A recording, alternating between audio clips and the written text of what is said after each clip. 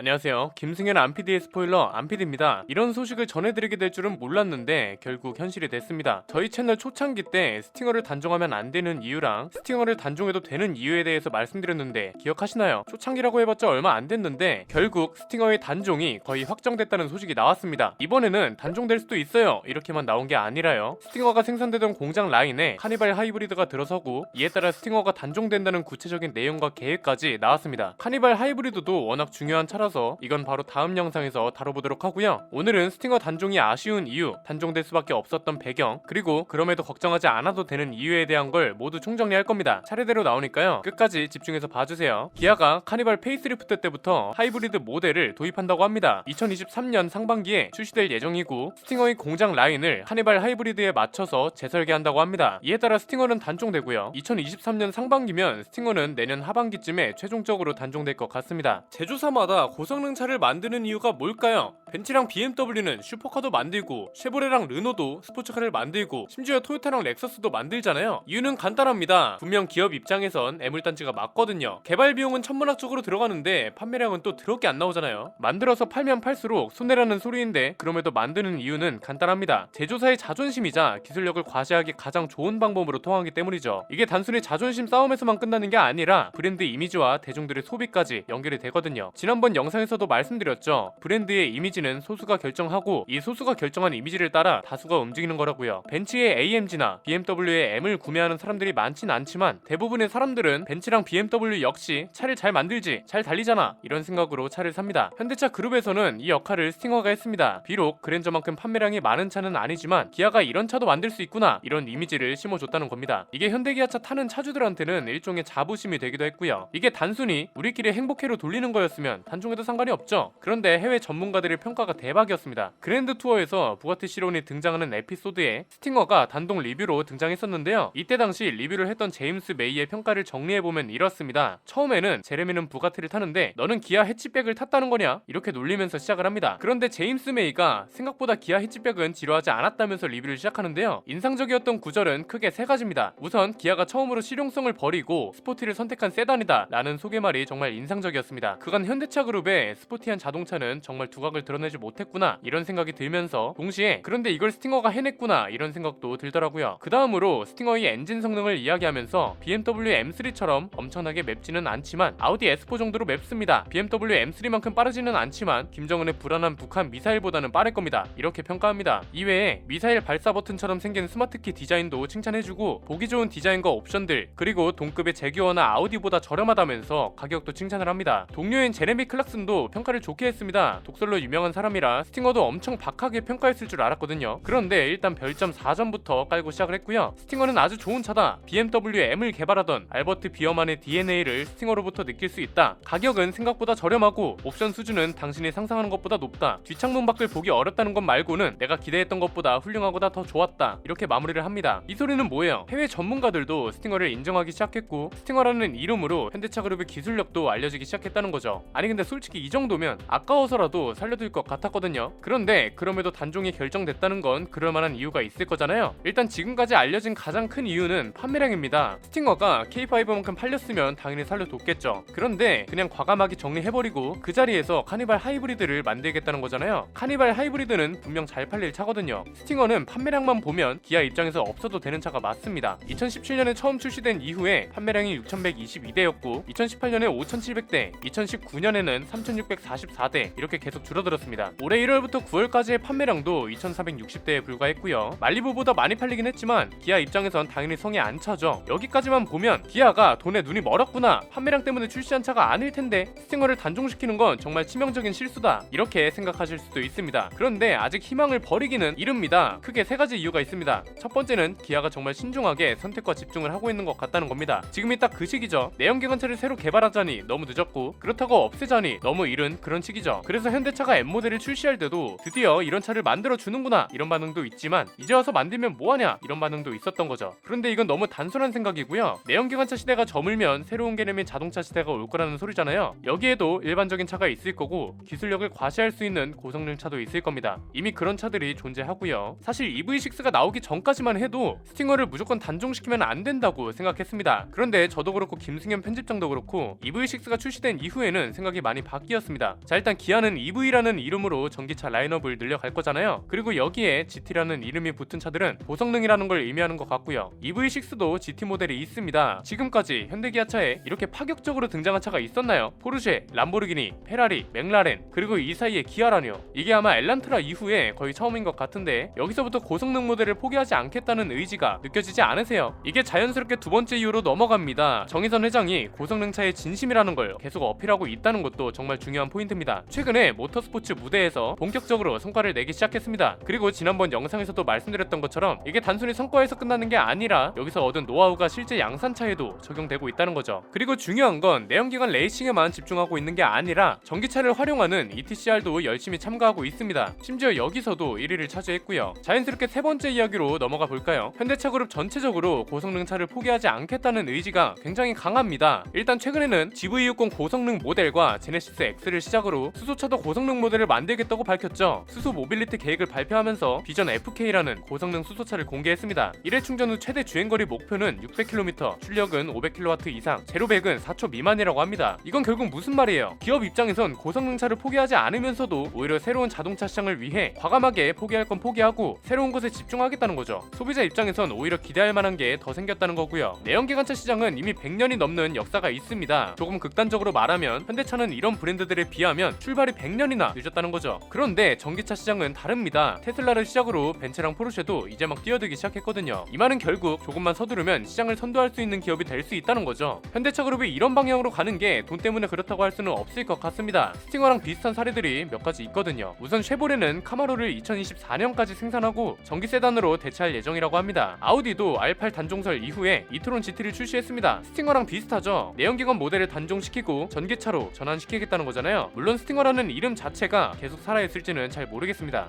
고성능 차한테 성능만큼 중요한 게 이름이거든요. 지난번 영상에서도 말씀드렸었는데 스팅어라는 이름을 머스탱처럼 가져가는 건 어떨까 싶습니다. 머스탱이 고백이랑 머슬카의 상징이라는 건 누구도 부정할 수 없잖아요. 그런데 최근에 전기차 시대가 오면서 포드가 아예 머스탱이라는 이름을 브랜드로 빼버렸습니다. 그 첫 시작으로 전기차인 머스탱 마하 2를 공개했고요. 이게 참 인상 깊은 게 머스탱이 디자인 정체성은 그대로 가져가면서 머슬 쿠페가 아닌 전기 SUV로 출시를 했죠. 전동화 트렌드를 반영하면서 SUV의 인기까지 모두 잡은 케이스라고 할 수 있을 것 같습니다. 완전히 다른 차를 만들었어도 머스탱의 감성을 간직하고 있다는 게 가장 큰 의미겠죠. 기아의 스팅어라는 이름도 이런 식으로 가져갈 수 있을 겁니다. 현대차는 고성능 모델을 M 브랜드로 빼고 있는데 기아는 아직 GT라는 이름을 쓰고 있죠. 벤츠의 AMG, BMW의 M, 아우디의 RS처럼 뭔가 기아를 상징할 수 있을 만한 고성능 브랜드 이름이 필요한 시점이기도 하니까 스팅어라는 이름을 어떻게 활용할지 고민해보는 것도 괜찮을 것 같습니다. 처음에 단종이라고 해서 실망할 뻔했는데 이렇게 들여다보면 오히려 뿌듯합니다. 새로운 시장에서 선구자가 된다면 그것만큼 소비자들한테 좋은 일도 없을 것 같습니다. 다행히 정의선 회장 체제부터는 고성능 차에도 진심인 것 같아서 이것도 굉장히 좋게 보입니다. 비록 내연기관차가 사라지고 있다는 건 아쉽지만 새로운 것에 얼마나 발빠르게 대응하는지도 중요하니까요. 앞으로의 행보를 응원하면서 지켜보면 좋을 것도 같네요. 오늘 내용은 여기까지입니다. 앞으로 이런 시장 동향 이야기도 가장 빠르게 스포일러 해드릴 예정이니까요. 구독과 좋아요 알림 설정을 통해 가장 빠르게 받아보셨으면 좋겠습니다. 저희와 성장을 함께하는 팀원들을 소개하면서 영상 마치겠습니다. 김승현 안PD의 스포일러 멤버십 관심 있으신 분들의 많은 참여 부탁드립니다. 안PD의 자동차 백과 기아 스팅어 단종편이었습니다. 감사합니다.